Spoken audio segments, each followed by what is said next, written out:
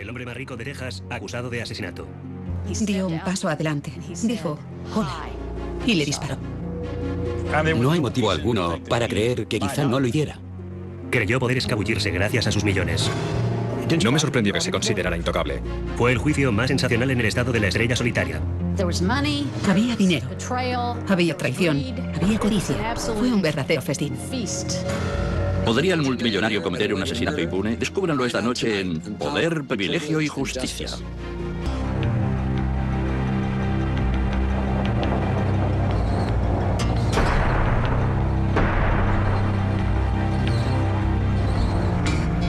Texas, la tierra del petróleo y el dinero. Y de los magnates con mucha labia que establecen sus propias reglas y no rinden cuentas a nadie. Hay una diferencia muy marcada entre las ricas familias petroleras de Texas y las familias ricas en otros estados americanos. Los ricos del petróleo eran de una raza especial, muy correosa. Y la familia petrolera más correosa y más rica de Texas era la de los Davis. Ken Davis y sus 3 hijos. Creo que lo más parecido a la serie Dallas debió ser la familia Davis en Fort Worth, en sus tiempos de mayor esplendor. Ken Davis era un hombre puritano y tradicional. Su segundo hijo, Thomas Callen Davis, era distinto. Incluso en un estado famoso por las grandes fortunas y los grandes egos, Callen Davis se hacía notar. Todo lo que hacía, lo hacía a lo grande. A finales de los años 60 pagó una cifra astronómica en la época, $6 millones, para la construcción de la casa de sus sueños. Organizó las fiestas más fastuosas jamás vistas en Fort Worth, y cuando se metió en problemas tampoco pudieron ser de poca monta. Una cálida noche de agosto de 1976, la policía de Fort Worth recibió una llamada desesperada de la esposa de Callen Davis, Priscilla. Dijo que un hombre había entrado en su mansión, le había disparado en el pecho y estaba disparando a todo lo que se movía. Al llegar, los investigadores encontraron 2 personas muertas en la casa. La hijastra de Davis, de 12 años, yacía muerta en el sótano con 2 disparos en el torso. En la cocina, en medio de un charco de sangre, estaba el cadáver acribillado de Stan Farr, el amante de Priscilla, distanciada de su marido. La policía no tenía ninguna pista, pero Priscilla dijo que podía identificar al autor de los disparos. Mi madre dijo, lo ha hecho Callen, lo ha hecho Callen. Me ha disparado. Priscilla dijo que su marido, el magnate del petróleo tejano T. Callen Davis, era el asesino. La policía detuvo a Davis en el aeropuerto Mitchum de Fort Worth cuando embarcaba en su avión privado. Davis dijo que se dirigía hacia Houston, pero su piloto declaró que el avión iba rumbo al Brasil. La policía detuvo a Davis en la pista de despegue y le acusó del asesinato de 2 personas. El multimillonario insistió en su inocencia. Parecía imposible. Uno de los hombres más ricos de Texas entrando sigilosamente en su propia casa con un revólver y matando a su hijastra a tiros. Sin embargo, 3 testigos oculares dijeron que lo había hecho él. ¿Podía Callen Davis ser realmente un asesino? Cuando T. Callen Davis nació en 1933, el imperio de su padre, Ken Davis Industries, era la empresa petrolera más grande del mundo. Ken Davis regentaba su fortuna y su familia con mano de hierro. Callen y sus 2 hermanos mayores hacían lo que su padre les decía. El patriarca de la familia Kenneth Davis era un verdadero tirano que imponía una disciplina férrea. Era realmente muy duro con Callen y los chicos. El padre de Callen creía en trabajar duro y vivir modestamente. Callen trabajaba 16 horas al día en el negocio familiar y se casó con el tipo de chica buena y cristiana que le gustaba a su padre. Conducía un Chevy Impala y seguía viviendo en casa de su padre. Parecía ser un hijo tranquilo y obediente. Pero Callen tenía un lado oscuro. Fantaseaba con matar a su esposa si se cansaba de ella. Callen era un joven consentido, rico, airado y agresivo. Callen quería un Porsche, no un Chevrolet. En lugar de una habitación en casa de su padre, quería su propia mansión. Durante años estuvo coleccionando objetos caros con los que amueblar la casa de sus sueños. Uno de los objetivos en la vida de Callen era conseguir todo lo que quería. Cuando cumplió 35 años, Callen deseaba desesperadamente librarse del control de su padre. Y cuando conoció a Priscilla Wilborn, creyó tener la manera de conseguirlo.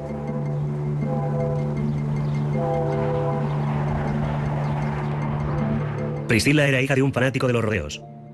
Creció en la pobreza, en Texas, soñando con una vida mejor. Era una persona muy vital. Le encantaba el arte y la poesía y todo lo que era positivo.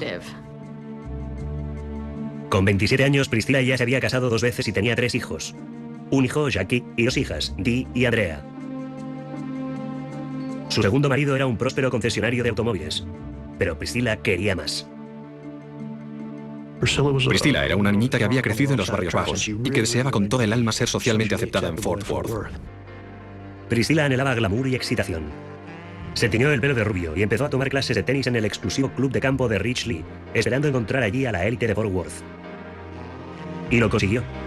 Calen Davis reparó enseguida en la atractiva rubia. Era muy delgada, con una gran mata de pelo rubio. A veces incluso llevaba postizos. La mejor manera de describirla es como una muñeca Barbie. Davis quedó prendado de Priscilla, con la que pronto se embarcó en una relación adúltera. El día de Año Nuevo de 1968, el marido de Priscilla y un equipo de detectives privados irrumpieron en la habitación de hotel de Dallas donde se encontraban Davis y Priscilla.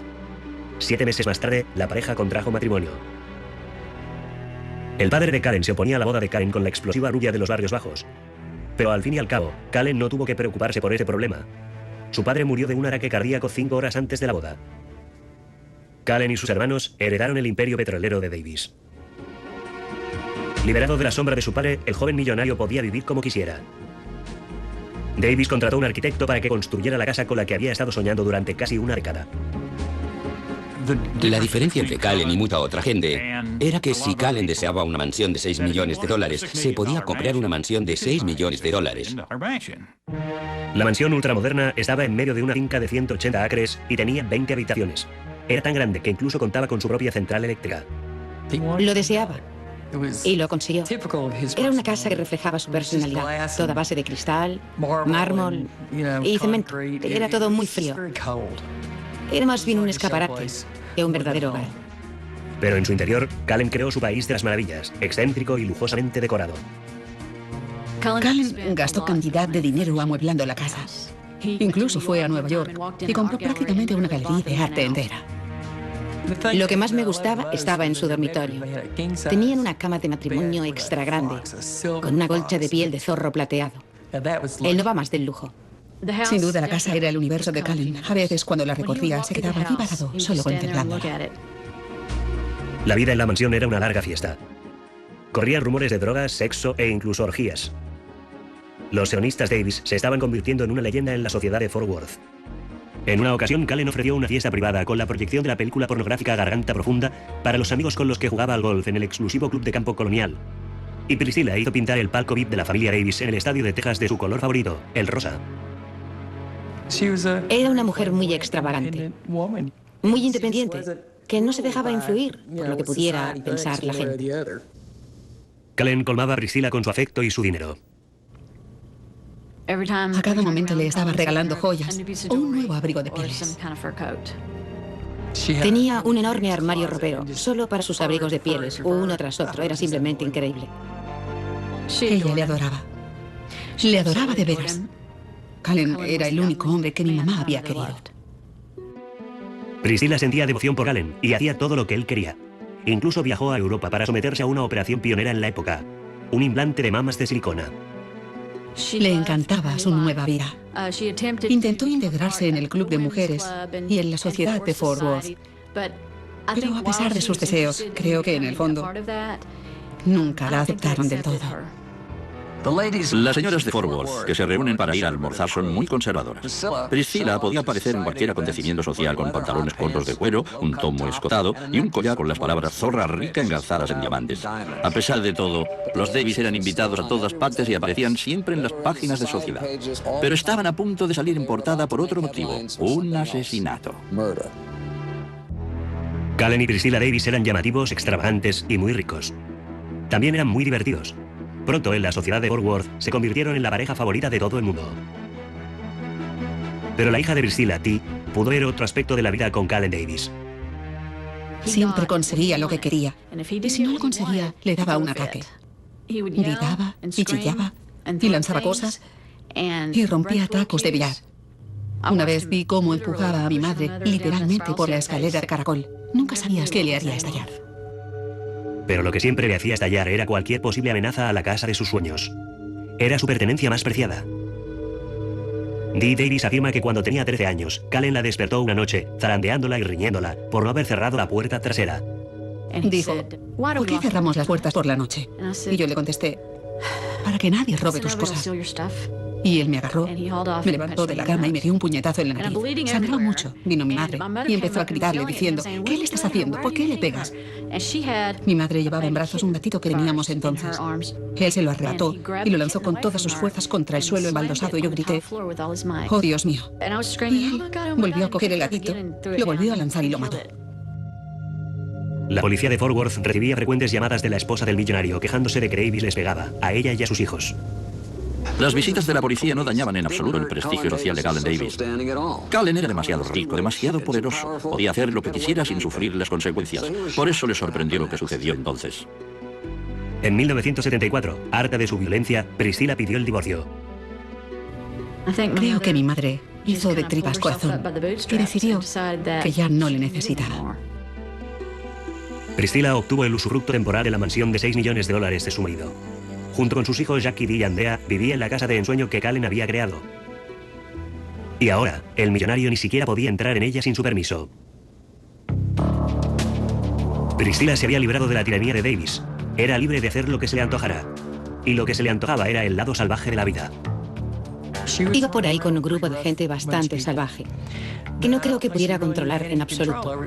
Se sabía que consumían drogas y andaban siempre en moto. Davis empezó inmediatamente a salir con una secretaria rubia, Karen Master, divorciada y con 2 hijos. En realidad empezó a convertir a Karen Master en otra Priscilla. También se operó el pecho y también era rubia y se vestía de forma muy parecida a Priscilla.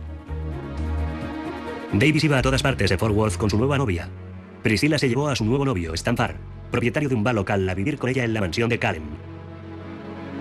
Stan insistía en que Priscilla se divorciara lo antes posible de Davis, pero Priscilla no quería precipitarse porque pretendía sacar una buena tajada. No quería renunciar a aquella casa, quería quedarse con ella. Y no estaba dispuesta a renunciar. Los abogados de Davis le dijeron que cabía la posibilidad de que Priscilla no se quedara tan solo con la casa, sino también con una buena participación en la empresa petrolera. Luego los abogados de Priscilla inmovilizaron todos los activos de Davis. Eso quería decir que Ken Davis Oil no podía llevar a cabo ninguna transacción sin el permiso del tribunal de divorcio. Alguien controlaba lo que hacía con su dinero. No estaba acostumbrado a eso. Calen decidía qué podía hacer con su dinero, nadie más. Los problemas personales de Davis estaban interfiriendo en los beneficios de la empresa, y los hermanos de Calen estaban furiosos. Su hermano mayor le pegó un buen rapapolvo por no haber terminado de una vez con el divorcio.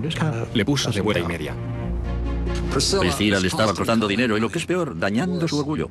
Amenazaba con quedarse con la mansión de Calen, su casa de ensueño, y ahora, además, la fortuna de la familia. Calen era el tipo de persona que tenía que conseguir lo que quería.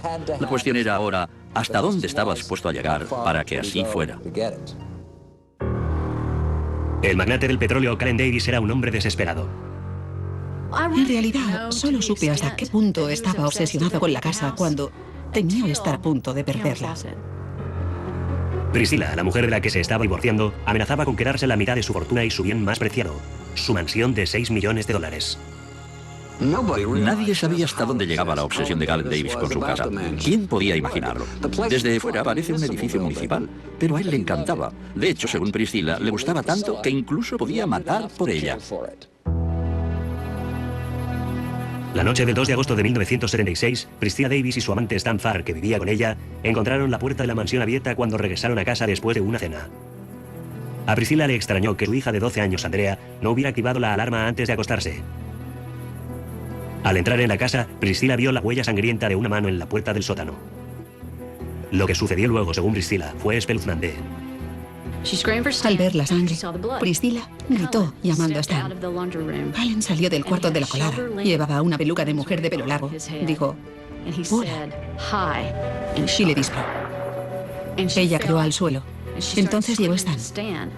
Y ella empezó a gritarle, vete, vete, Stan, vete, huye. Calen me ha disparado. Corre. Pero el asesino disparó contra Stan. Stan cayó al suelo. Se giró hacia mi madre. Le dijo, te quiero. Y se murió. Mi madre le vio morir. Priscilla intentó huir, pero el hombre con la pistola la detuvo. Entonces mi madre dijo que Calen la había aupado agarrándola por las axilas. Y que ella le dijo, te quiero, nunca he querido a otro hombre, por favor, hablemos. Pero entonces llegó otro coche y aparcó delante de la puerta. Eran 2 amigos que pasaban por allí para tomar la última copa. Beverly Bass y su novio Baba Gall. Oyeron cierta conmoción en la zona patio. Está rodeado por un muro de piedra de 2 metros, de manera que dieron la vuelta y vieron salir de las sombras a un hombre negro. Cuando le dio la luz, Beverly pudo verle y le reconoció. Es Cullen, dijo. El hombre disparó. La bala se alojó en la columna vertebral de Baba, que quedó paralizado. Beverly salió huyendo. Mi madre, mientras tanto, consiguió huir con una bala en el pecho. Llegó a casa de un vecino y dijo: ayúdame, por favor. Me han disparado. Karen está ahí arriba, disparando a todo el mundo. La policía pronto descubrió que Stanford no había sido la única víctima mortal aquella noche. Cuando los agentes llegaron a la mansión, encontraron muerta a Andrea, la hija de 12 años de Priscilla. Murió en el sótano, de una sola bala en el pecho, disparada a bocajarro. Es una forma terrible de morir para una niña de 12 años. La policía acordonó la mansión y el barrio entero. Aunque los investigadores no pudieron encontrar el arma homicida, sí pudieron establecer que era la misma que había matado a ambas víctimas. La policía acusó a T. Cullen Davis de 2 asesinatos y le encarceló sin posibilidad de fianza. Priscilla dijo que Cullen le había disparado. Beverly Bass dijo que era Cullen. Baba Gabriel dijo que Cullen le había disparado. No había motivo para pensar que quizá no lo hubiera hecho él. El caso de Cullen parecía imposible de defender, pero un abogado se sintió capaz de hacerlo. Richard Haynes, un abogado de Texas joven y brillante, se estaba labrando una reputación de defensor de lo indefendible y consiguiendo la absolución de clientes que el resto del mundo consideraba culpables. Alguien escribió: Haynes es arrogante, pero es la arrogancia de la excelencia. Y me pareció estupendo. Para Haynes, apodado Caballo de Carreras, el caso de Cullen era un reto y una oportunidad de lucirse en un caso tan mediático. El caballo de carreras Haynes es un hombre fascinante que sale y entra de los tribunales. Su cara es muy expresiva y es un excelente comunicador, incansable. Se dice, por ejemplo, que podría estar 3 días seguidos interrogando a un árbol. Haynes convenció a un juez para que el juicio se celebrara en Amarillo, al oeste de Texas, por ser un territorio neutro, ajeno al escándalo levantado por los asesinatos. Aceptamos que se celebrara allí, en una comunidad del oeste de Texas, donde se impartía justicia. Me pareció una buena opción. Al parecer, Haynes había engatusado a la acusación. Davis tenía contactos de negocios en aquella parte de Texas. Mientras el millonario permanecía preso en la cárcel de Amarillo, Haynes invitaba a los amigos de Davis a cenas por todo lo alto. Jugó al golf con ellos, incluso acudió a la iglesia los domingos con sus familias. Mientras estuvimos allí, intentamos llevar un estilo de vida limpio y correcto, porque si no lo haces, pronto se sabe. Alguien diría enseguida que habían visto al abogado Haynes haciendo el pino en el bar, si lo hacía algún día. No puedes hacer eso, porque puede ser negativo para tu cliente. La opinión pública en Amarillo pronto llegó a una conclusión acerca del millonario. Davis había sido acusado de falso por una mujer vengativa que quería quedarse con su dinero. Se convirtió en una especie de héroe popular, un poco como Jesse James había sido en su tiempo. Un forajido que contaba con las simpatías de la gente. Aunque se estuviera jugando la vida en el juicio, en Amarillo lo trataban como un miembro de la realeza de visita. La gente parecía dar por supuesto que los ricos eran distintos de los demás. Cuando el tribunal suspendía la sesión hasta después del almuerzo, Cullen comía en su celda como un preso normal y corriente. Recibía un trato especial. En una sala del jurado vacante, degustaba chuletones de 2 centímetros de grosor, servidos por camareros en uniforme dorado. Entre los invitados que compartían su almuerzo, figuraban a menudo algunas animadoras de Dallas. Era el acusado de asesinato más rico del mundo. Le pusieron en un pedestal. Eran incapaces de verle como un desalmado asesino. Cada día, admiradores de Davis hacían cola durante horas para poder hacerse una foto a su lado. Cullen tenía groupies. Era extraordinario. Como si fuera una estrella del rock. Muchas mujeres se derretían al verle. Le traían galletitas y Biblias. Cullen Davis se había ganado a los habitantes de Amarillo, pero ahora le tocaría al caballo de carreras Haynes ganarse al jurado, si podía. Cullen Davis sería juzgado en un proceso que podía costarle la vida. Su propia esposa había jurado que le había visto matar a un hombre de un disparo. Pero el abogado de Davis, el caballo de carreras Haynes, sabía que la extravagante y sexy Priscilla y su estilo de vida salvaje no gozaría de mucha credibilidad. La acusación advirtió a Priscilla de lo que se avecinaba. El primer día del juicio, Priscilla compareció con una cruz de oro, una blusa cerrada hasta el cuello y una falda larga como recién salida de la casa de la pradera. Pero no funcionó. Todo el mundo sabía demasiadas cosas sobre Priscilla. Se burlaban tantas veces de ella que siempre aparecía disfrazada ante el tribunal. Haynes acusó a Priscilla de ser drogadicta, adicta al Percodan, un analgésico. Priscilla negó haber consumido ese fármaco, pero Haynes presentó pruebas de que lo había comprado. Describió a Priscilla como una mentirosa y una drogadicta. Caballo de carreras, Haynes consiguió que fuera ella la acusada en el proceso en lugar de Calen Davis.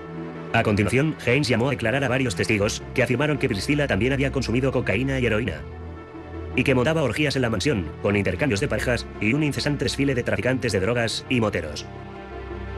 Priscilla lo negó todo. Fue un asunto tan jugoso porque había dinero, había traición, había codicia, había lujuria. Incluso lo alinearon todo con drogas y sexo, porque le convenía a la defensa. Protestamos una y otra vez. Pero una vez se han dicho todas estas cosas, es como lanzar una mofeta al tribunal del jurado y decirles que no la huelan. La defensa fue tan sensacional, algunos miembros del jurado estaban probablemente dispuestos a saltar de la tribuna y lincharla allí mismo. Mi madre declaró: no he pretendido nunca ser Blancanieves, pero tampoco he matado nunca a nadie. Lo que haga o deje de hacer no tiene nada que ver con el hecho de que mi hija de 12 años ha sido asesinada. La estrategia de Haynes parecía tener un impacto en el jurado. En la sala del tribunal, los miembros del jurado saludaban a Calen con sonrisas y guiñaban el ojo a Haynes. Calen incluso pagó al dibujante de la sala para que trazara retratos de cada miembro del jurado y luego se los regaló a sus familias. Casi un año y medio después de haber empezado, el juicio estaba a punto de terminar sin que el acusado hubiera subido ni una sola vez al estrado. No tenía ninguna prueba física. Todas las pruebas físicas indicaban que Calen no era culpable. Caballo de carreras Haynes sostuvo que el pistolero podía haber sido un traficante de drogas, un atracador o un socio profesional airado. Pero lo más importante de todo, Haynes dijo que toda la argumentación de la fiscalía se apoyaba en el testimonio de Priscilla Davis, que había mentido en cuanto a su consumo de drogas y que por lo tanto podía haber mentido sobre cualquier otra cosa. Le dolía en el alma que la trataran de aquella forma. Estaba destrozada, pero seguía creyendo que se impondría la justicia. El jurado solo tuvo que deliberar 4 horas y media antes de que saliera su presidenta. Estaba sentado al lado de Calen y recuerdo que me agarró muy fuerte por la cintura. Estaba muy nervioso mientras esperaba el veredicto del jurado. Una vez sentados los 12 miembros del jurado, Davis se levantó. El jurado emitió su veredicto. T. Calen Davis era inocente. Era un hombre libre. Me quedé completamente anonadada. Es que no podía creerlo. Me sentí como si se me cayeran las entrañas al suelo. Calen empezó a repartir abrazos y apretones de manos y a dar las gracias. Nunca le había visto tan cerca de las lágrimas. Nunca se había mostrado tan emocional. Y mi madre estaba en estado de shock. Creyó que él se había librado. La noche de su absolución, Davis celebró su victoria en el local de Red Butler, el lugar de moda en amarillo. Por supuesto, reinaba una gran alegría, un gran regocijo y seguramente abusamos un poco de la bebida, como suelen hacer muchos jóvenes. En la época, Jack Daniels no era un completo extraño para mí. Los medios de comunicación, las groupies e incluso el magistrado del juicio estaban presentes. Y luego empezaron a llegar también algunos miembros del jurado y algunos funcionarios judiciales. Era realmente increíble. Menudo espectáculo. Había barra libre y el Jack Daniels corría a mares. Aunque creyeras que Calen era un asesino, tenías que reconocer que sabía montar una fiesta. La gente decía: ¿cómo puede haberlo hecho? Una persona con tanto dinero no lo haría él mismo. Los ricos contratan a alguien para estas cosas. Todo el mundo lo sabe. Años más tarde, la policía descubrió que Davis había sobornado al investigador principal para que le informara sobre la estrategia de la fiscalía. Te dan ganas de vomitar. Es absolutamente infame. Pero en 1977 nadie sabía lo que Davis había hecho. Y la sociedad de Fort Worth recibió al millonario con los brazos abiertos. T. Calen Davis había ganado. Pero el conflicto que había dado lugar a todo aquello, la cuestión de quién se quedaría con la casa y el dinero, todavía no se había solucionado. Calen Davis había sido absuelto de la acusación de asesinato. Quienes le consideraban culpable pensaban que el jurado se había dejado impresionar por su carisma y su dinero. Pero ahora Davis estaba inmerso en una encarnizada batalla con el juez encargado de su divorcio. Y el juez Edson no concedía importancia alguna a todo su dinero. El juez Edson era un magistrado de la vieja escuela. La mayor parte de sus disposiciones favorían a Priscilla. Calen salía mal parado a cada paso. El proceso de divorcio no evolucionaba a su favor. Para Calen Davis, convencido de que todo aquello le pertenecía, le resultaba imposible perder aquel caso. Pero como al parecer estaba perdiendo en los juzgados, necesitaba una nueva estrategia. Según David McCrory, Davis encontró una nueva estrategia: el asesinato. McCrory, antiguo socio del millonario, contó al FBI que Davis le había pedido que contratara a un asesino a sueldo para asesinar al juez. El FBI concibió un plan. El 20 de agosto de 1978, Davis se dirigió en su Cadillac azul claro hasta la famosa hamburguesería de Coco, en Fort Worth. Tenía una cita con McCrory. Los agentes del FBI estaban en el interior de una camioneta, grabando la conversación. Ya tienes al juez Edson muerto. Bien. McCrory mostró a Davis una foto en blanco y negro del juez Edson acurrucado en el maletero abierto de un coche, con la espalda de su camiseta cubierta de manchas oscuras. Parecía sangre, pero no lo era. Como prueba de que la ejecución había sido llevada a cabo, el FBI metió al juez Edson en el maletero de un coche. Recuerdo que cogieron paquetes de ketchup de McDonald's y lo embadurnaron un poco con ellos. Cuando Davis vio la foto del juez muerto, entregó a McCrory $25.000. Puedo conseguir que te maten a todos los demás. Quieres ver a un montón de gente muerta, ¿verdad? Así es. Los agentes del FBI que grababan la conversación estaban atónitos. Sonaba como si Callen estuviera ordenando el asesinato de 13 personas, entre ellas Priscilla y su hija Dee.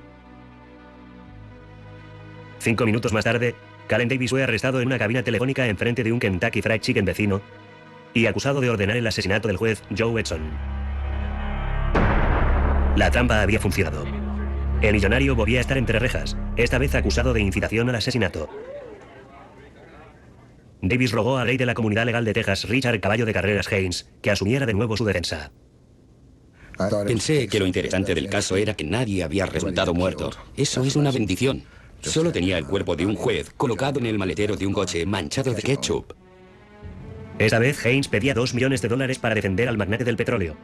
Mucho más de los 250.000 que había ganado con el primer proceso de Davis. El caballo de carreras debió llegar a la conclusión que no le habían pagado suficientemente en el primer juicio, que merecía sin duda mucho más. La segunda vez, por lo tanto, decidió pedir una cantidad astronómica. Lo hizo y de hecho la consiguió. En el primer juicio, la actuación de Haynes había sido como arte de magia, pero esta vez se enfrentaba a un problema más grave que el de los testigos oculares. La acusación parecía tener bien pillado a Davis. Presentó las cintas de vídeo, donde aparecía pagando por un asesinato y ordenando otros más. ¿Necesitas más pruebas? Y yo pensé, Dios mío, le han pillado. Pensé, tenemos otra oportunidad para que se haga justicia. Pocas veces tienes pruebas del crimen mientras está desarrollando. Esto es lo que sostuve ante jurado. Que podían verlo. Podían oírlo. Que estaban prácticamente en el aparcamiento, en la camioneta de vigilancia aquella mañana. El caballo de carreras Haynes tenía que demostrar que lo que el jurado veía en el vídeo no era lo que creían. Parecía imposible, pero Davis no estaba preocupado. Era un tipo que había atravesado la tormenta de fuego de amarillo, y a mí no me sorprendió en absoluto que se sintiera totalmente blindado. Los fans del magnate del petróleo no dejaron ni un momento de creer en Davis. Los fiscales recibían cartas de odio y amenazas de muerte cada día. Cuando atravesábamos el grupo de la prensa, enfrente de los juzgados, nos abucheaban, nos escupían. Era muy extraño. Una vez más, el juicio contra Callen Davis era el mejor espectáculo de la ciudad. Es que incluso firmaba autógrafos. ¿No es increíble? La gente le pedía autógrafos. Callen contaba con el afecto del público, pero por mucha simpatía que suscitara, las pruebas en su contra eran contundentes. La fiscalía intentaría de nuevo poner a Callen Davis a buen recaudo, pero Davis tenía un as en la manga, una defensa tan rocambolesca que conmocionaría y confundiría a todo el mundo. 2 años después de haber sido declarado inocente de la muerte de su hijastra, Davis se encontraba de nuevo delante de un jurado, esta vez por haber intentado asesinar a un juez. Los agentes del FBI dijeron tener vídeos de Davis pagando a su amigo McCrory por el asesinato del juez Joe Edson. Ya tienes al juez Edson muerto. Bien. En el primer proceso solo había hablado su abogado, pero esta vez Davis testificaría. En octubre de 1979, Davis subió al estrado y contó su versión de lo que había ocurrido en aquel encuentro con David McCrory. En pocas palabras, Callen dijo que había creído actuar como agente doble. Davis dijo que estaba colaborando con el FBI y que el malo de la película era David McCrory. Callen dijo que el FBI se había puesto en contacto con él y que le había pedido que le siguiera la corriente a David McCrory, porque en realidad el FBI estaba investigando a David McCrory y a un grupo de personas que estaban intentando extorsionar o incluso atacar a Callen. El FBI negó haber tenido relación alguna con Davis. La acusación estaba segura de la eficacia de sus argumentos. Tenían pruebas contundentes, vídeos de Davis pagando por un asesinato. Estábamos preocupados, no estábamos convencidos en absoluto de que el veredicto sería inocente. Pero si Davis estaba preocupado, no lo demostraba en público. Durante el proceso, Cullen organizó una enorme fiesta para celebrar su cumpleaños a la que invitó al sheriff de Fort Worth. El sheriff aceptó encantado y se presentó con el viejo uniforme carcelario de Davis y una sierra para metales. Luego le regaló una llave de la cárcel del condado. Bueno, ¿qué le regalas a alguien que lo tiene todo? Yo estaba indignado. Aquí teníamos al agente uniformado de la ley más destacado del condado de Tarrant, halagando al asesino de una niña. El jurado tardó 2 días y medio en decidir el destino de Cullen Davis. El 9 de noviembre de 1979 estaba preparado para dar su veredicto. Recuerdo que me acerqué a Haynes y le dije, ¿qué te parece? Y él me contestó, nuestro barco acaba de naufragar. Recuerdo que fue la primera vez que veía tan nervioso a Cullen. La sala del juicio estaba sumida en un silencio total cuando el presidente del jurado se levantó y anunció su veredicto. Cullen Davis, el hombre más rico jamás procesado por asesinato, fue declarado inocente otra vez. Por supuesto, nos quedamos estupefactos. La defensa estaba estupefacta. Cullen parecía acabar de sobrevivir a un accidente de avión. Casi como si estuviera en estado de shock. Estaba realmente afectado, incluso físicamente. Y por supuesto, la sala explotó. El juez lanzó una exclamación, se levantó y salió de la sala. Fue realmente increíble. No se había hecho justicia. Pero claro, tenía dinero, tenía el poder para librarse. Si en la balanza de la justicia pones 250 millones de dólares, además de la ley de derechos, la balanza empieza a inclinarse a favor del demandado. Y es comprensible que el rico se aproveche. Es lo que él hizo. Cullen Davis tenía mucha suerte en los juzgados de Texas. Pero pronto sería incluso más afortunado. El juez Edson se inhibió en el proceso de divorcio y el nuevo juez dictaminó a favor de Davis. El millonario recuperó la casa de sus sueños y todo su contenido. Priscilla solo recibió $3,5 millones de dólares en lugar de los 100 millones que reclamaban sus abogados. Estaba desesperada. Quería terminar de una vez por todas con aquel asunto. Si no, no habría aceptado una cantidad tan exigua. Supongo que la pérdida de su hija y todo el calvario que había tenido que vivir le habían hecho comprender lo que de veras importa. Fue un trago muy amargo para Priscilla. Violando las órdenes del tribunal, se llevó 50 objetos domésticos, de todo, desde el robot de cocina hasta la colcha de zorro plateado. También dejó un regalito a su ex esposo, un montón de excrementos del gato y el perro. Priscilla y sus amigos no dejaron nunca de estar convencidos de que Davis era un asesino. Lo hizo. No tengo la menor duda de que lo hizo. Y es algo que estuvo atormentando a Priscilla hasta el día de su muerte. Priscilla murió en 2001 con 59 años a causa de un cáncer de mama. Aunque Davis había sido acusado de haber asesinado para conservar sus posesiones, al fin y al cabo se quedó sin nada. Davis fue a la bancarrota debido a la caída del precio del petróleo de los años 80 y se vio obligado a vender su mansión. Poco tiempo después de haber sido absuelto del intento de asesinato, Cullen Davis dijo haber encontrado a Dios y entró en una iglesia evangélica. Hoy en día recorre el mundo predicando como misionero. Los hijos de Stan Barr, el amante asesinado de Priscilla, demandaron a Davis por muerte causada por homicidio culposo, pero llegaron a un acuerdo extrajudicial con Davis, que aceptó pagarles $250,000. Dee Davis sigue creyendo que Cullen cometió el asesinato de su hermana y quedó impune. Quizá haya encontrado a Jesús, pero de todas formas mató a mi hermana y quedó impune. La mansión, símbolo del poder y los privilegios de Cullen, ha tenido una curiosa historia desde sus días de escandaloso esplendor. Durante un tiempo fue un asador, luego un restaurante mexicano, y ahora es nada menos que una iglesia. Dominic Dunne para la televisión judicial.